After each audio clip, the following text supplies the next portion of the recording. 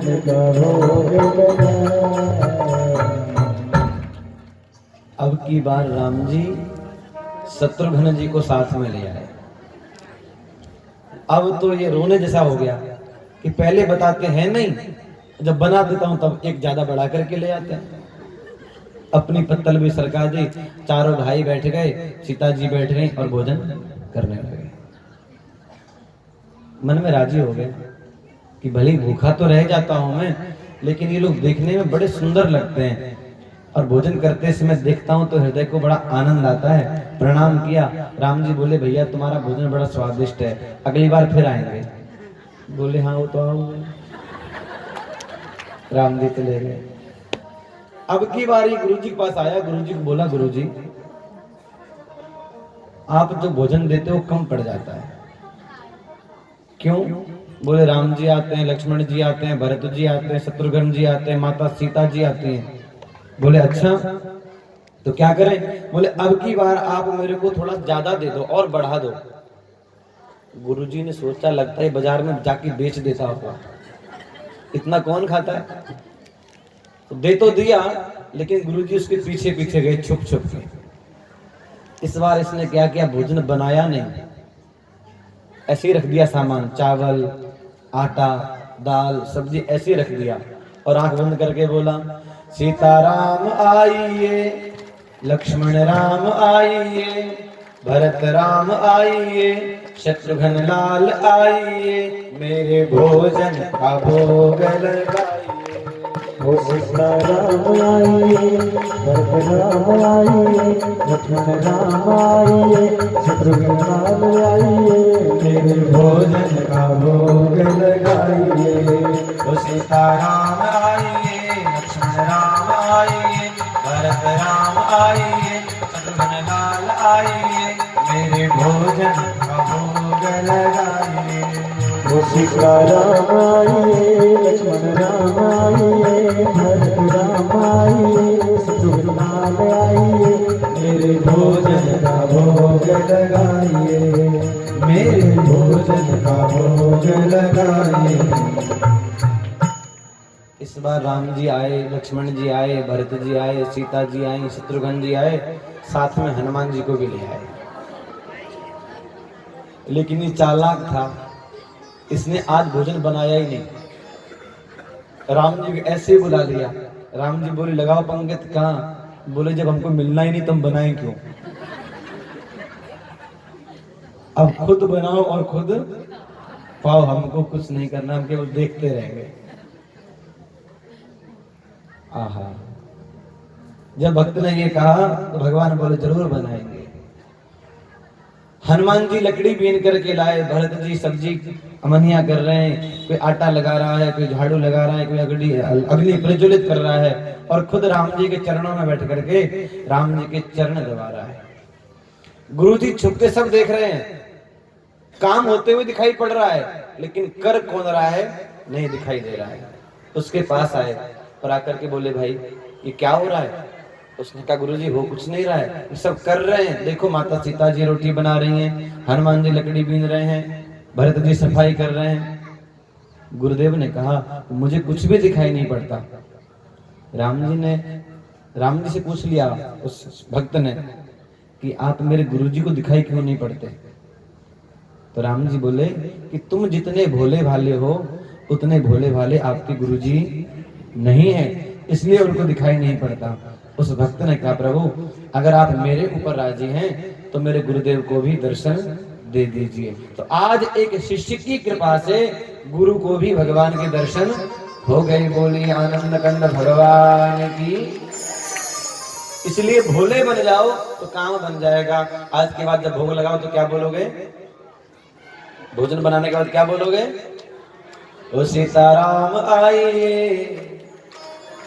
भाव से बुलाओगे ना तो राम जी भी आ जाएंगे, लक्ष्मण जी। पर आप लोग तो बोलोगे भाई आ जाएंगे तो नहीं बुलाएंगे।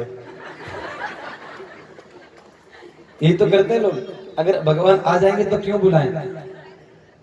ईमानदारी से बताऊं, आप बाजार से मिठाई लेकर के आए, बढ़िया बनी हुई ताजी मिठाई 1 किलो लेकर के आए और भगवान को भोग लगा दिया। उसमें से भगवान ने 4-5 पीस उठा के खा लिए दोबारा भोग ही नहीं लगा होगा कि भगवान तो खा जाता है। बोलिए आनंद कंद भगवान की।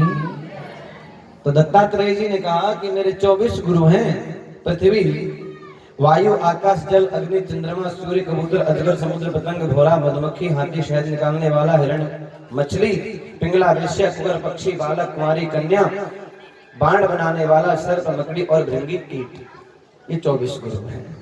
अच्छा महाराज, इन 24 गुरुओं से आपने सीखा क्या? दत्तात्रेय जी ने कहा, मैंने सबसे पहले अपना गुरु बनाया पृथ्वी को। मैंने पृथ्वी से सीखा साधु के अंदर, व्यक्ति के अंदर, मानव के अंदर धैर्य होना चाहिए। क्षमा की शिक्षा मुझे पृथ्वी ने दी है। पृथ्वी को कोई गड्ढा खोदे उसको दुख नहीं होता, पृथ्वी के ऊपर कोई मंदिर बना दे दुख नहीं होता, पृथ्वी पे कोई मलमूत्र का त्याग करे फर्क नहीं पड़ता, कोई थूके फर्क नहीं पड़ता, कोई गंगा जल से स्नान कराए तो पृथ्वी को फर्क नहीं पड़ता। तो साधु को भी कोई मान करे, कोई अपमान करे, कोई दंड दे, कोई कुछ भी करे, साधु उसको क्षमा कर दे। ये बात मैंने पृथ्वी से सीखी है।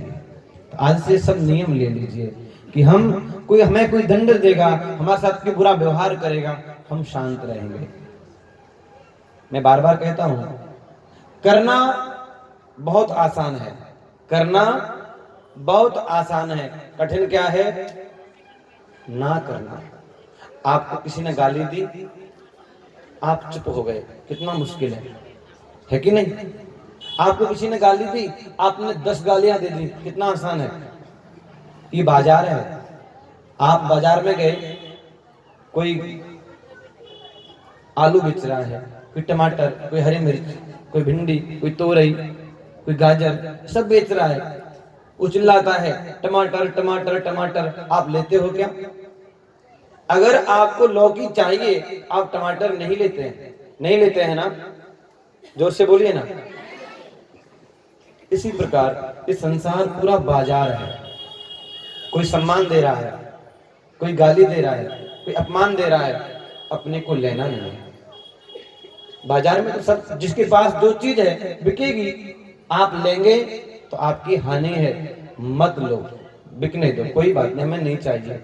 एक महात्मा जी बाजार से जा रहे थे, एक व्यक्ति गाली देने लगा। क्या बोला? ये देखो बाबा जी पाखंडी। शिष्य ने कहा, गुरुजी वो आपको गाली दे रहा है। गुरुजी ने कहा, हम कहाँ खड़े हैं? बोले बाजार में। तो गुरुजी बोले, जब बाजार में खड़े हैं, बाजार में तो सामान बिकता है, जिसके पास जो चीज है वो देता है, वो गाली दे रहा है, देने दो, अपने को लेनी नहीं है। कोई गाली दे, कोई मान सम्मान दे, अपने को नहीं लेना है। आज के बाद झगड़ा कौन कौन नहीं करेगा? हाथ ऊपर करो। मतलब बाकी तो करने वाले ही है। बोलिए आनंद कंद भगवान की। आपको मालूम है, कुबेर जी के यक्षों के साथ में ध्रुव जी महाराज युद्ध कर रहे थे। ध्यान देना, ध्रुव जी महाराज यक्षों के साथ में युद्ध कर रहे थे, बहुत यक्षों को मारा। ब्रह्मा जी ने, मनु महाराज, कुबेर जी ने समझाया, बेटा युद्ध मत करो, इनको मारो मत। जैसे ही कहा ध्रुव जी मान गए। जैसे ही ध्रुव जी माने, उसी समय ब्रह्मा जी प्रकट हो गए। क्या बोले? बेटा तुमने कहना मान लिया, तुमने लड़ाई बंद कर दी, हम तुम्हारे ऊपर राजी हैं। अगर कोई क्रोध करना बंद कर देगा, सबको प्रेम करेगा, तो भाई उसके ऊपर भगवान राजी हो जाते हैं। अब बोलो कौन कौन झगड़ा करेगा? सभी करेंगे। बोलिए आनंद कंद भगवान की। अगर आप आज नियम ले लें कि हम झगड़ा नहीं करेंगे, हम क्रोध नहीं करेंगे, हम झूठ नहीं बोलेंगे, हम सबके साथ में प्रेम का व्यवहार करेंगे, तो आपके उस नियम का पालन भगवान की कृपा से हो जाएगा। बोलिए आनंद कंद भगवान की।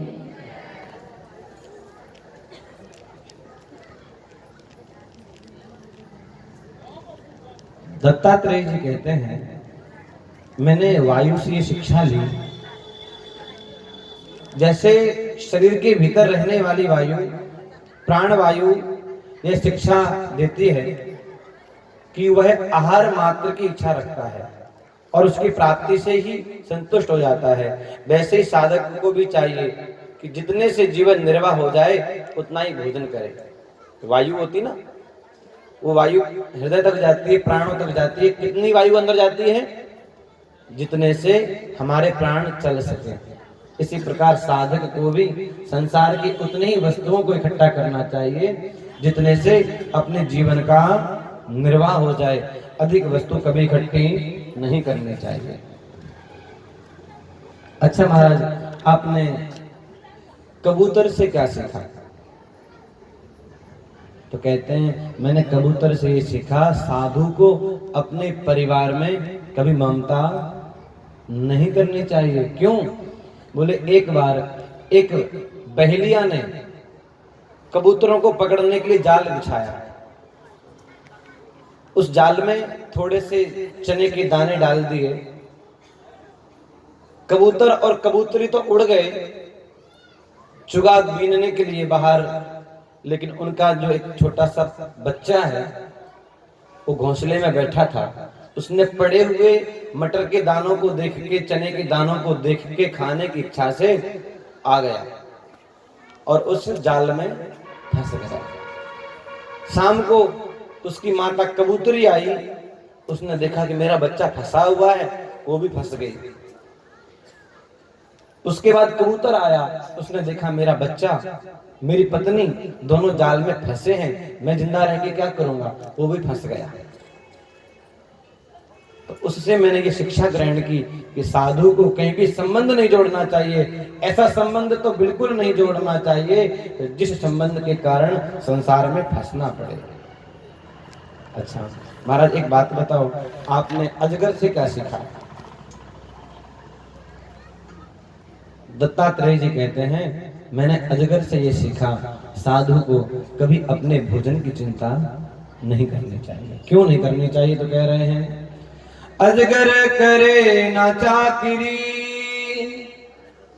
पंछी करे ना काम, दास मलूका कह गए सबकी दाता राम।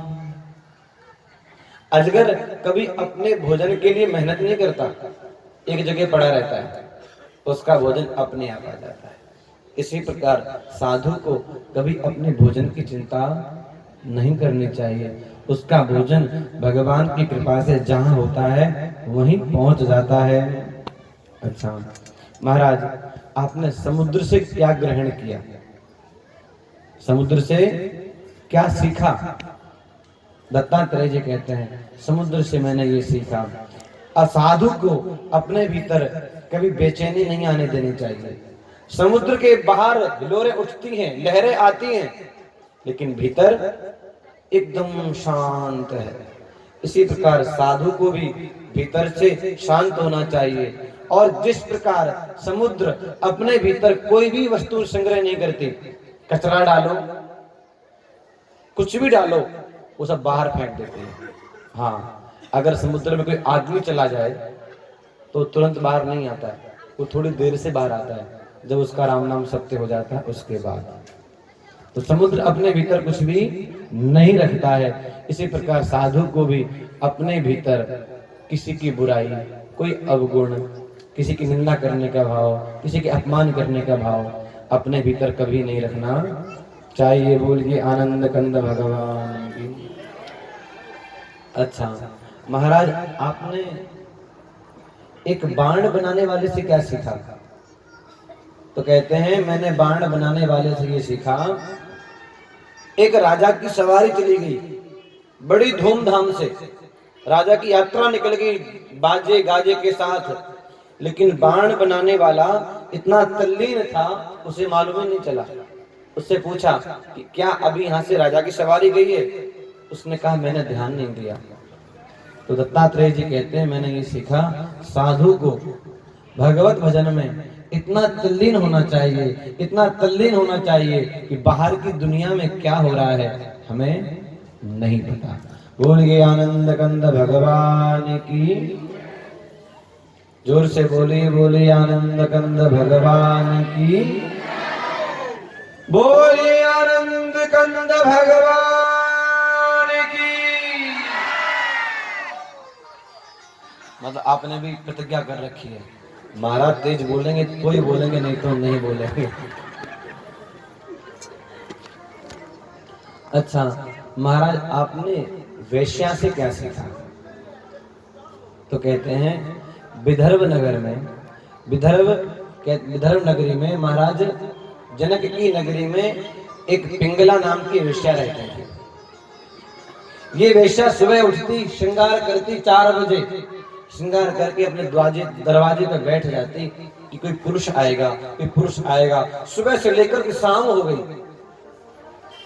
दुख हुआ इससे, अरे मैं जघन्य कुकृत्य करने के लिए पूरे दिन पुरुषों का इंतजार करती हूँ, अगर इस प्रकार गोविंद का इंतजार करती, गोविंद से आशा रखती तो मुझे शांति मिल जाती। संसार के लोगों से सुख की आशा रखी, मैं दुखी हूँ, इसलिए कहा आशा ही परमं दुखम नैराश्यम परमं सुखम। संसार से आशा रखना ही हमारे दुख का मूल कारण है। साधु को किसी से भी आशा नहीं रखनी चाहिए। तो क्या कहा, अरे आशा एक राम जी से, दूजी आशा छोड़ दे। नाता एक राम जी से, दूजा नाता तोड़ दे। सीताराम सीताराम सीताराम कहिए, जाई विधि राखे राम, ताई विधि रहिए। राम सीताराम सीताराम कहिए, जाई विधि राखे राम, ताई विधि रहिए। सीताराम सीताराम सीताराम कहिए, सीताराम सीताराम सीताराम कहिए, जाहि विधि राखे राम, ताहि विधि रहिए। जाहि विधि राखे राम, ताहि विधि रहिए। ओ मुख में हो राम नाम, राम सेवा हाथ में। मुख में हो राम नाम, राम सेवा हाथ में। ओ मुख में हो राम नाम, राम सेवा हाथ में। मुख में हो राम नाम, राम सेवा हाथ में।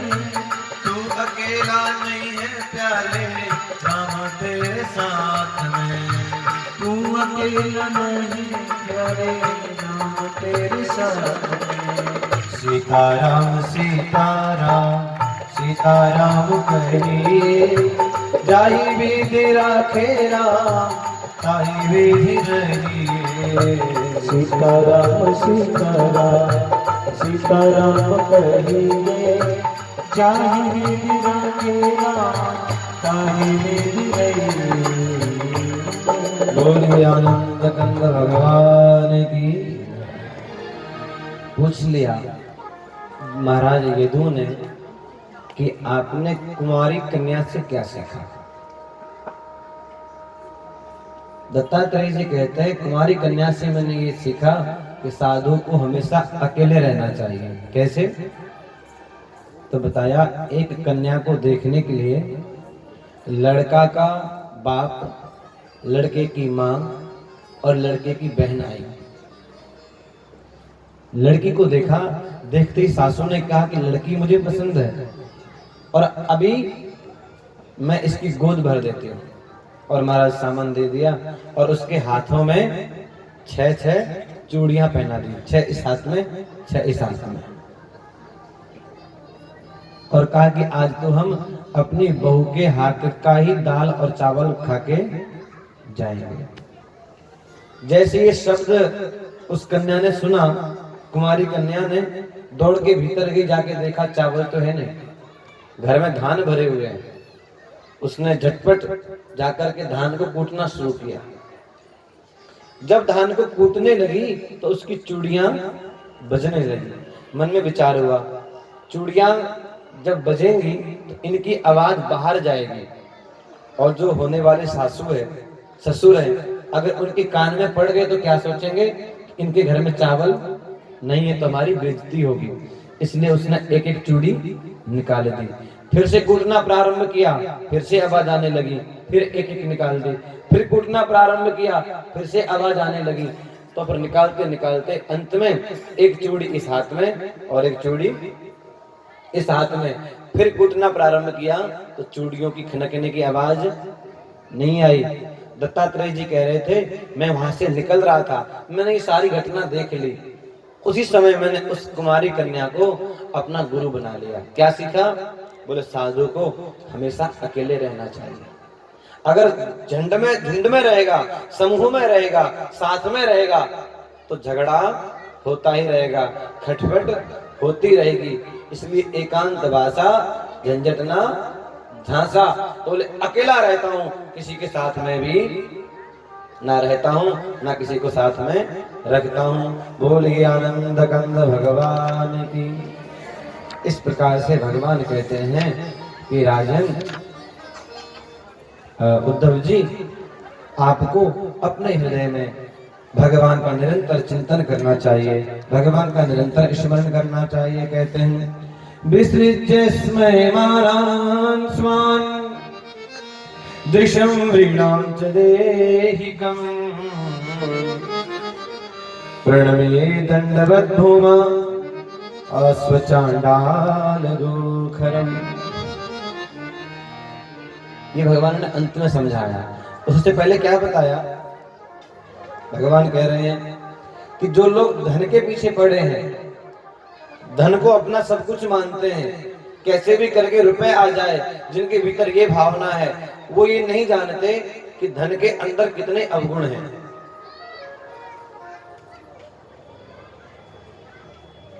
जो पीछे बच्चे ना उनको थोड़ा सा, धन के अंदर 14 अवगुण है। ध्यान से सुनना। धन के अंदर 15, कितने? 15 क्या क्या? धन के आते चोरी, हिंसा, झूठ बोलना, दंभ, काम, क्रोध, गर्व, अहंकार, भेद बुद्धि, वैर, अविश्वास, स्पर्धा, लंपटता, जुआ और शराब। ये 15 अवगुण केवल धन के आने से आ जाते हैं। इसलिए बुद्धिमान पुरुष को धन के पीछे नहीं पड़ना चाहिए। किसके पीछे पड़ना चाहिए? भगवान को। जो भगवान, जो कल्याणकारी है, जो कल्याण चाहता है, कल्याण चाहने वाले साधक को अनर्थ नामधारी, अर्थ नामधारी अनर्थ का जो मूल कारण धन है, उससे हमेशा दूरी बना के रखनी चाहिए। महाराज ये धन बड़ा ही खराब है। इस धन के कारण भाई भाइयों में झगड़ा हो जाता है, बहन भाइयों में झगड़ा हो जाता है, पति पत्नी में झगड़ा हो जाता है, मित्रों की मित्रता खत्म हो जाती है केवल एक धन के कारण। इसलिए धन का व्यवहार, स्वामी जी महाराज ने कहा, अगर मित्रता निभानी है, ध्यान से सुनिए, अगर मित्रता निभानी है तो मित्र के साथ में कभी धन का संबंध मत रखना। धन का संबंध होते ही कितना ही अच्छा मित्र क्यों ना हो, धीरे धीरे दरार पड़ जाएगी और मित्रता खत्म हो जाएगी। बोलिए आनंद कंद भगवान की। तो भगवान कहते हैं विसृज्य स्मयमानान् स्वान् दृशं व्रीणां च देहिकम् प्रणमे दंडवत् भूमा स्वचांडाल गोखरम। भगवान कहते हैं उद्धव, सब जगह मेरे ही दर्शन करो, भगवान के अतिरिक्त और कुछ नहीं है, ऐसा भाव रखना चाहिए। कहां कहां भगवान को देखें तो कह रहे हैं कुत्ते के अंदर, चांडाल के अंदर, गाय के अंदर एवं गधे के अंदर, सुअर के अंदर, सब के अंदर भगवान ही भगवान दिखने चाहिए। तुलसीदास जी महाराज कहते हैं देवता लोग खोजने लगे भगवान कहाँ मिलेंगे, कोई बता नहीं पाया। शंकर जी बोले मैं बताता हूँ कहाँ मिलेंगे भगवान। शंकर जी कहते हैं हरि व्यापक। भगवान कहाँ है? मैंने पहले भी कहा था कि भगवान कोई झूठ बोलता है तो क्या कहते हैं, गंगा जल उठाओ। भगवान शंकर के तो मस्तक पे ही गंगा जी हैं, झूठ नहीं बोलेंगे। तो क्या कह रहे हैं, हरि व्यापक सर्वत्र समाना। भगवान कहाँ है? भगवान सब जगह है कि नहीं? बोलिए ना। तो यहाँ पे है कि नहीं? भगवान सब समय है कि नहीं? तो इस समय है कि नहीं? भगवान सबके है कि नहीं? तो हमारे है कि नहीं? तो कह रहे हैं हरि व्यापक सर्वत्र समाना प्रेम ते प्रगट होई में जाना। हरि व्यापक सर्वत्र समाना प्रेम ते प्रगट होए में जाना।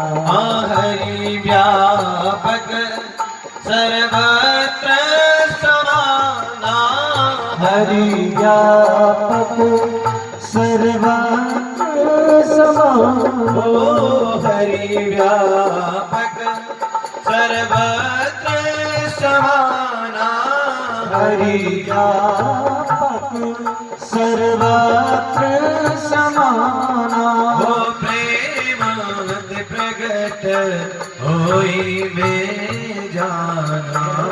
प्रेम प्रगट होए में जाना। बिनु पग चलही सुनही बीनो काना। बिनु पग चलहि सुनहि बिनु काना। ओ करे विधि करम करही विधि नाना। कर विधि कर्म करहि विधि नाना। आनन अनल सकल रस भोगी। आनन अनल सकल रस भोगी। हो बिनु बानी भक्ता बड़ जोगी। बिनु बानी भक्ता वर जोगी। प्रेम नगर है कठिन रे बटोही न करना बसेरा। पग बढ़ा हो न जाए अंधेरा। प्रेम नगर की नगर कठिन रे बटोई न करना सेरा। पगड़गा न जाए अंधेरा। पग बढ़ा हो न जाए अंधेरा। पगड़गा हो न जाए अंधेरा।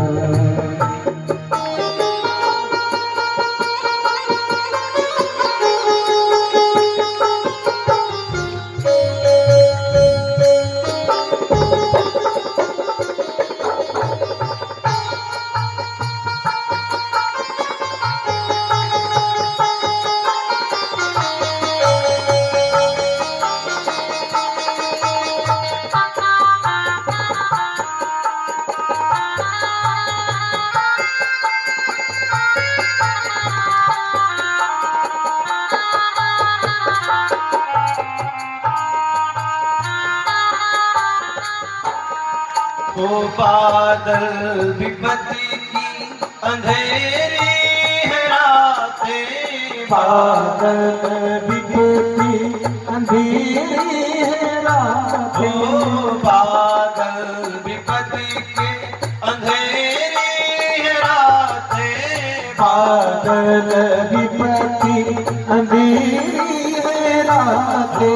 भजन सार सब झूठी दुनिया की बातें, भजन सार सब झूठी दुनिया की बातें।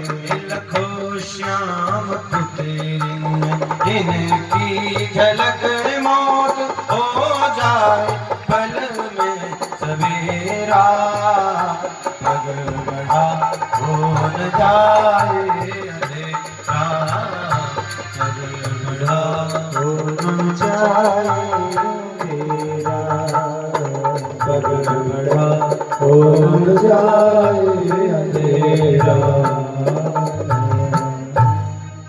भगवान शंकर क्या कहते हैं कि हरि व्यापक सर्वत्र समाना। तो भगवान भी यही कह रहे हैं क्या कि सब जगह मुझे देखो, और जब तक मैं सब जगह दिखाई ना देने लगूं तब तक चंडाल को, कुत्ते को, गधे को, सुअर को दंडवत प्रणाम करो, जमीन में लेट करके। प्रणमेद दंडवत भूमा, भूमि पर लेट करके प्रणमेद दंडवत, दंडवत प्रणाम करो। किस किस को? आश्व, चांडाल, गोखर, सबको प्रणाम करो। ऐसा भगवान उपदेश करते कह रहे हैं।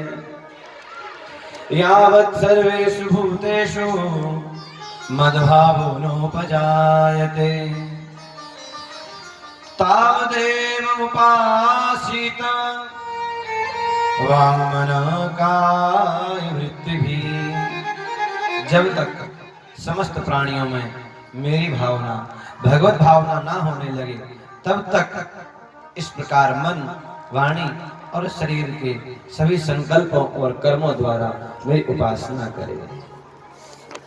इस प्रकार से भगवान ने उद्धव जी को उपदेश करके अंत में कहा, उद्धव मैंने तुम्हें जो उपदेश दिया है इसको धारण करो और द्वारिका को छोड़ के चले जाना। मेरे जाने के बाद ये द्वारिका रहने योग्य नहीं हो रह जाएगी, इसलिए तुम बद्रीनाथ में जाकर के मेरी उपासना करना। उद्धव जी ने भगवान को प्रणाम किया, उद्धव जी चले गए। इधर द्वारिका में बहुत सारे अपशकुन होने लगे, लोगों के विचार बदलने लगे, लोग बुराई के मार्ग पर चलने लगे।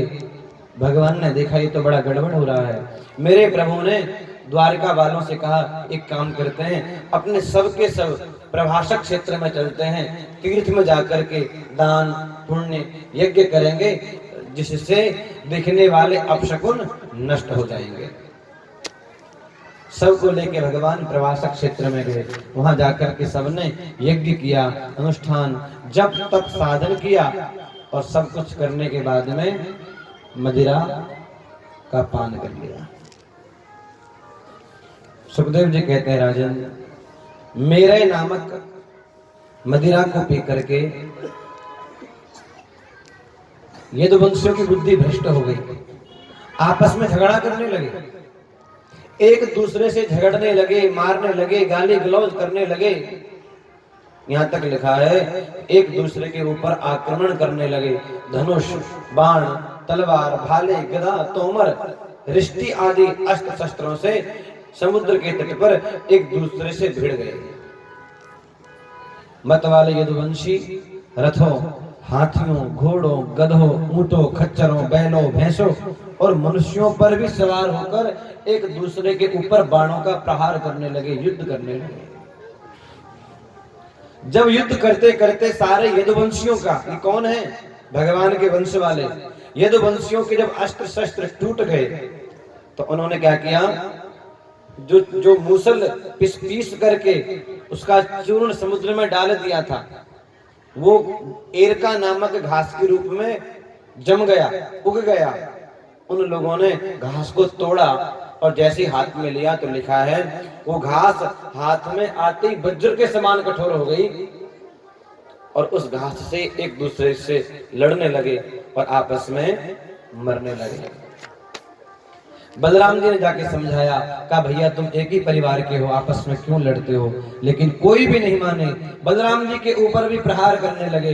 बलराम जी तो उनसे अलग होकर के समुद्र के अंदर खड़े हो गए, अपने स्वरूप का स्मरण किया और शेष नाग बन करके पहले ही क्षीर सागर में चले गए। बोलिए बलराम भगवान की। बलराम जी के जाने के बाद मेरे प्रभु ने विचार किया, यदुवंशी तो आपस में लड़के मरी गए हैं, अब अकेला मैं बचाऊं, क्या करूं। मेरे प्रभु एक पीपल के पेड़ के नीचे अपनी दाहिनी जांघ पर अपना बायां चरण रख करके बैठे हुए हैं। दूर से एक बहेलिये ने देखा कि ये हिरण दिखाई पड़ता है। भगवान के चरणों की लालिमा को देख के उसे हिरण का आभास हुआ। उसने वही बाण मारा जो बाण वो नुकीला टुकड़ा लगा लिया था और सीधे भगवान के पैरों में मारा। मारते ही दौड़ के पास में आया और आकर के देखा, चतुर्भुजम तम पुरुषम, चतुर्भुज रूपधारी भगवान को देख करके दुखी हो गया और कहने लगा, अजानता कृतमिदं पापेन मधुसूदन, अजानता कृतमिदं पापेन मधुसूदन, क्षमितुम् अर्हसि पापस्य उत्तम श्लोकमेन। हे प्रभु, आप मुझे क्षमा कर दीजिए, मैंने गलती से आपके चरणों में बाण मार दिया है, मेरा अपराध क्षमा करने योग्य नहीं है। लेकिन हे माधव, हे मधुसूदन, आप इस गलती के लिए मुझे क्षमा कर दीजिए। इस प्रकार से जब बार बार भगवान से क्षमा मांगने लगा तो भगवान ने कहा, मां भैर्जरे त्वमुत्तिष्ठ। भगवान ने कहा, ए जरे, ए ब्याध, उठ जा, उठ जा। तूने वही काम किया है जो मेरे मन में था, तूने कुछ अनिष्ट नहीं किया, तूने कोई गलती नहीं की है। तो मेरी कृपा से अब स्वर्ग में जा और स्वर्ग में जाकर के बड़े आनंद से रहे। इस प्रकार से भगवान ने उसका कल्याण कर दिया। बोलिए आनंद कंद भगवान की। इसके बाद भगवान के जो सारथी हैं जिनका नाम है दारुक, वो एक भगवान का जो रथ है उसको लेकर के आए। भगवान के रथ में भगवान के अस्त्र शस्त्र हमेशा रखे रहते हैं। दारुक ने भगवान के चरणों में बाण लगे हुए देखा, प्रभु किसने मारा है। भगवान ने कहा, सारी बात छोड़ो। दारुक ने कहा, प्रभु आप रथ में बैठे और द्वारिका चलें, आपका इंतजार हो रहा है।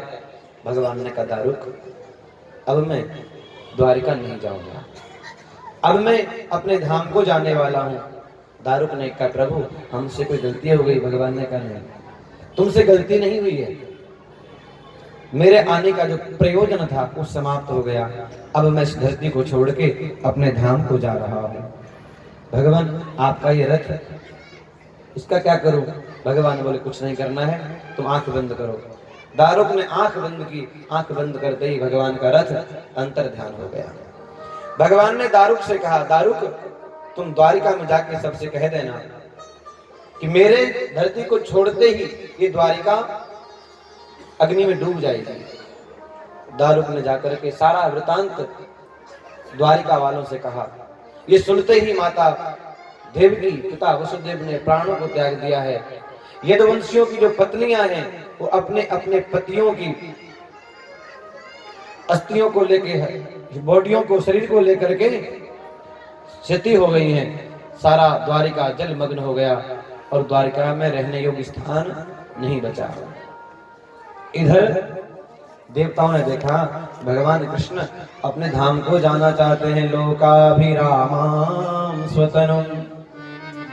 देवता लोग आकाश में खड़े होकर के भगवान की स्तुति करने लगे। जब देवता लोग भगवान की स्तुति कर रहे थे उसी समय भगवान का श्री विग्रह उपासकों के ध्यान और धारणा का मंगलमय आधार है। जो भगवान का ध्यान करते हैं, भगवान की पूजा करते हैं, उनके लिए भगवान का शरीर दिव्य है, चिन्मय है। और उपासकों के लिए ध्यान लगाने का एक आधार है। इसलिए भगवान ने अपने शरीर को जलाया नहीं। योगी लोग अपने शरीर को जला देते हैं, लेकिन भगवान ने अपने शरीर को जलाया नहीं। मेरे प्रभु योग धारणा के द्वारा उसको जलाया तो नहीं, सशरीर वैकुंठ में चले गए। जब भगवान स्वर्ग में जाने लगे तो स्वर्ग के नगाड़े बजने लगे, आकाश से पुष्पों की वर्षा होने लगी।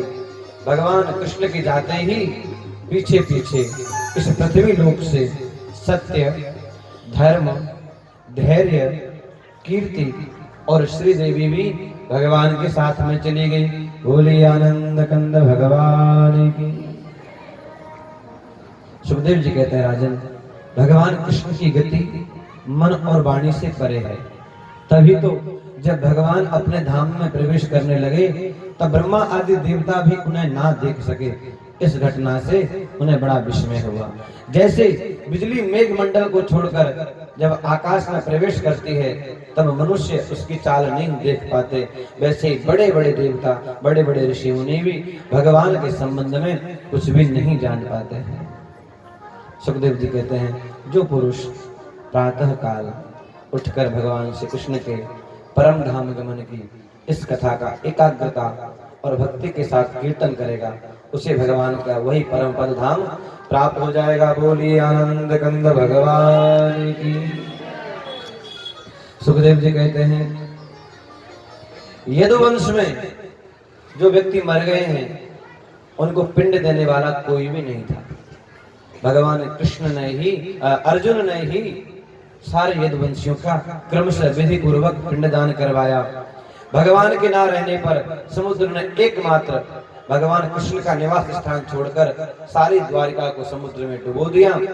सुखदेव जी कहते हैं, राजन, तुम्हारे दादा युधिष्ठिर आदि पांडवों को अर्जुन से यह बात मालूम चली यदुवंशियों का संहार हो गया है, तब उन्होंने अपने वंशधर तुम्हें राज्य पद पर सौंपकर महाप्रयाण हिमालय की उन्होंने यात्रा की। सुखदेव जी कहते हैं, इत्थं हरेर भगवतो रुचिरावतार वीर्याणि बालचरितानि च सन्तमानि अन्यत्र चेह श्रुतानि गृह्णन् मनुष्यो भक्तिं पराम परमहंसगतो लभेत। परीक्षित, जो मनुष्य इस प्रकार भक्त भयहारी निखिल सौंदर्य माधुर्य निधि श्री कृष्णचंद्र के अवतार संबंधी रुचिर पराक्रम और इस भागवत महापुराण में तथा दूसरी अन्य पुराणों में वर्णित परमानंदमयी बाल लीला, केशोर लीला आदि का संकीर्तन करता है, वह परमहंस मुनिंद्रों के अंतिम प्राप्तव्य श्री कृष्ण के चरणों में पराभक्ति प्राप्त करता है। बोलिए आनंद कंद भगवान की। सुखदेव जी कहते हैं, राजन, भगवान के जाने के बाद इस धराधाम पे कलयुग का बोलबाला हो जाएगा। कलयुग में बड़े बड़े पापी लोग होंगे जो नाना प्रकार के कुकृत्य करेंगे। जब पाप का अखंड साम्राज्य इस पृथ्वी पर हो जाएगा तो पाप की निवृत्ति के लिए भगवान संबल ग्राम में विष्णु यश नामक ब्राह्मण के यहाँ पर उनका जन्म होगा। कल की अवतार लेकर के आएंगे और सफेद अश्व पर बैठ करके सारे दुष्टों का संहार करेंगे और पुनः इस पृथ्वी पे धर्म की स्थापना करेंगे। बोलिए आनंद कंद भगवान की। कलयुग में होने वाले जो राजा होंगे बड़े पापी होंगे। और कहा, कलयुग का जो दोष है उससे बचने का कोई उपाय है? सुखदेव जी कहते हैं, हाँ, भगवान के नाम लेने से, भगवान के नाम का कीर्तन करने से कली के सारे दोष, सारे पाप ताप नष्ट हो जाते हैं। बोलिए आनंद कंद भगवान की। सुखदेव जी महाराज राजा परीक्षित को अंतिम उपदेश दे रहे हैं। ध्यान से सुनिएगा सभी लोग, जो पीछे बैठे हैं वो लोग भी सुने, जो आगे हैं वो सुने, और ये गांव में जहां तक आवाज जा रही है सब सुने। बड़े काम का उपदेश है। सुखदेव जी ने पूछा, राजन, तुम मर जाओगे क्या? अगर तुम ये सोचते हो कि तुम मर जाओगे तो मेरी बात सुनो। तुम तो राजन मरिष्येति पशु बुद्धि मिमाम जहि। हे राजन, मैं मर जाऊंगा, ये पशु बुद्धि है। क्यों? मरता कौन है? शरीर। आत्मा ना तो जन्मती है ना मरती है। आपका कपड़ा फट जाए, ध्यान देना, आपका कपड़ा फट जाए, पुराना हो जाए, तो नया कपड़ा मिलता है तो दुख होता है क्या? आप रोते हो क्या? ऐसे ही जब आपका शरीर बूढ़ा हो जाए, काम करना बंद कर दे, तो इस शरीर के बदले नया शरीर मिल जाए तो रोना चाहिए क्या? इस शरीर को छोड़ने पे जो रोता है वो पशु है। तो कह रहे हैं तुम तो राजन मरिष्येति पशु बुद्धि मिमां जहि। शरीर मरता नहीं, शरीर मरता है। आत्मा के लिए कहा नैनम छिन्दन्ति शस्त्राणि नैनम दहति पावक। शरीर मरता है, आत्मा ना तो मरती है ना जन्म लेती है। आत्मा को कोई काट नहीं सकता, कोई गीला नहीं कर सकता, कोई सुखा नहीं सकता, कोई भिगो नहीं सकता। नैनम छिन्दन्ति शस्त्राणि नैनम दहति पावक न चैनम क्लेदयन्त्यापो न शोषयति मारुतः। जब राम जी ने बाली को मार दिया, तारा दुखी होकर के आई, तो राम जी ने कहा तू रोती क्यों है? बोले आपने मेरे पति को मार दिया। तो राम जी ने पूछा तेरा पति कौन है, शरीर या आत्मा? अगर तेरा पति शरीर है तो शरीर तो सामने पड़ा है, और अगर आत्मा है तो आत्मा पहले भी नहीं दिख रही थी और अब भी नहीं दिख रही है, तो रोना क्यों है?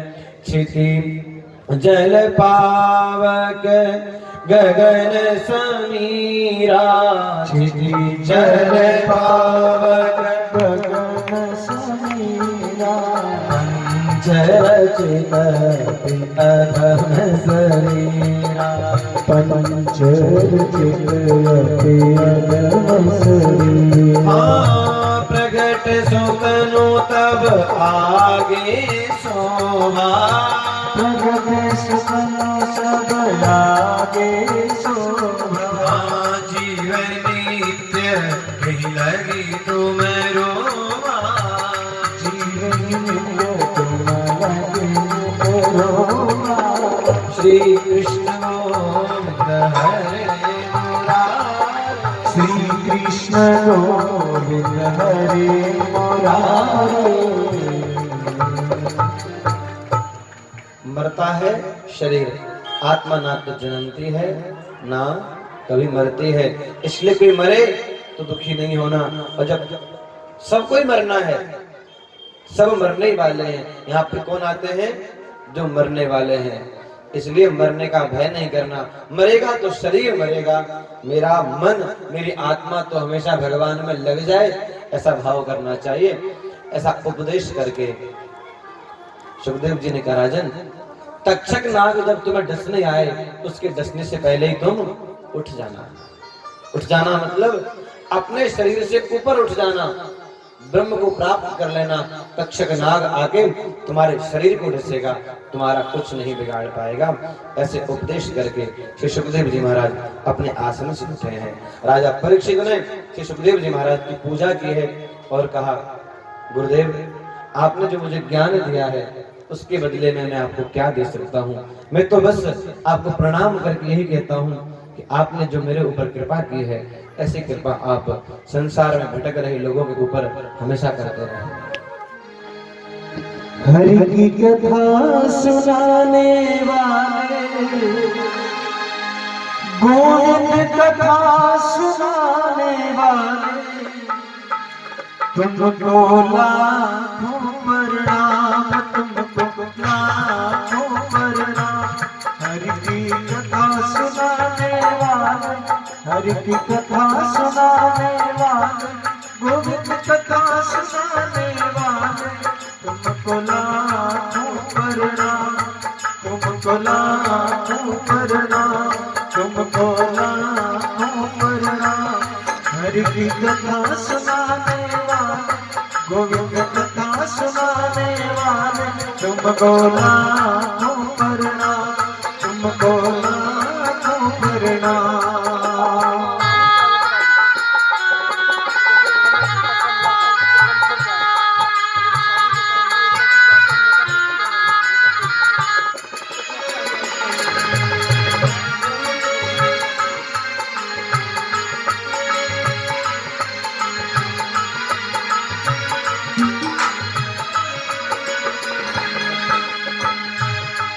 हम लेकर विष का प्याला जा रहे थे लेकर इसका प्याला जा रहे नियम के गाना। ओ अमृत पिलाने वाले, अमृत पिलाने वाले, तुमको लाखों प्रणाम, तुमको लाखों प्रणाम। गोविंद कथा सुनाने वाले, हरि की कथा सुनाने वाले, तुमको लाखों प्रणाम, तुमको लाखों प्रणाम, तुमको लाखों प्रणाम।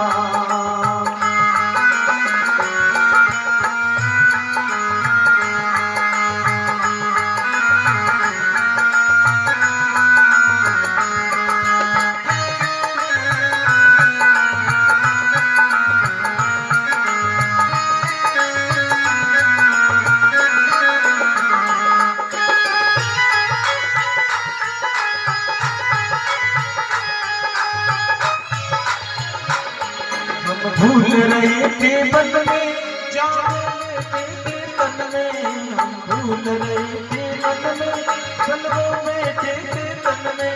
ओ अमृत पिलाने वाले, सुधा पिलाने वाले, तुमको लाखों प्रणाम, तुमको लाखों प्रणाम। गोविंद कथा सुनाने वाले, गोविंद कथा सुनाने वाले, तुमको लाखों प्रणाम, तुमको लाखों प्रणाम। हरि की कथा सुनाने वाले, गोविंद कथा सुनाने वाले, तुमको लाखों प्रणाम, तुमको लाखों प्रणाम, तुमको लाखों प्रणाम, तुमको लाखों प्रणाम। बोलिए आनंद कंद भगवान की।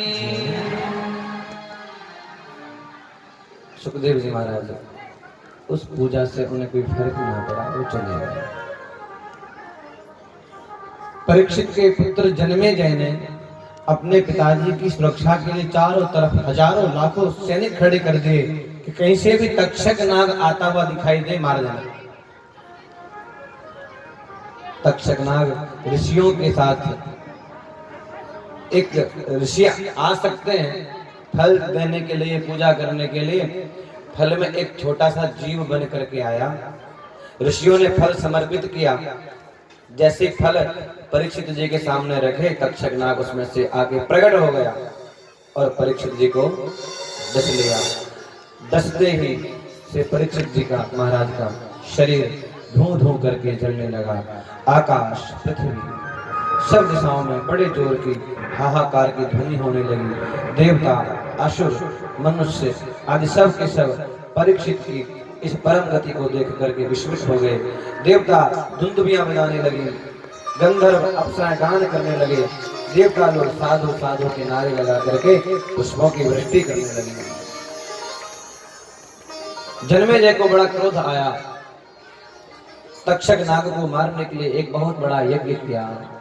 उस यज्ञ में दूर दूर से सांप आकर के गिरने लगे, सांप मरने लगे। बहुत सारे निरपराध सर्प जब मर गए, जन्मेजय ने पूछा कि तक्षक नाग क्यों नहीं आता। ब्राह्मणों ने कहा, महाराज हम तो मंत्र पढ़ते हैं, लेकिन तक्षक नाग इंद्र के सिंहासन के पीछे छुपा हुआ है। बोले कोई बात नहीं, ऐसा मंत्र पढ़ो इंद्र के सिंहासन सहित तक्षक नाग इस अग्नि कुंड में आकर के गिर जाए। जैसे ब्राह्मण लोग मंत्र पढ़ने लगे, ब्रह्मा जी ने आके समझाया, कहा बेटा इस प्रकार का कृत्य तुम्हें शोभा नहीं देता है। बोलिए आनंद कंद भगवान की। अब सूत जी महाराज कथा सुना रहे हैं, ध्यान देना। कौन सुना रहे हैं? सूत जी महाराज। सूत जी कहते हैं कि एक बार मैं आपको श्रीमद् भागवत में क्या क्या सुनाया है वो संक्षेप में सुन लीजिए, ध्यान से सुनिएगा सभी लोग, है ना।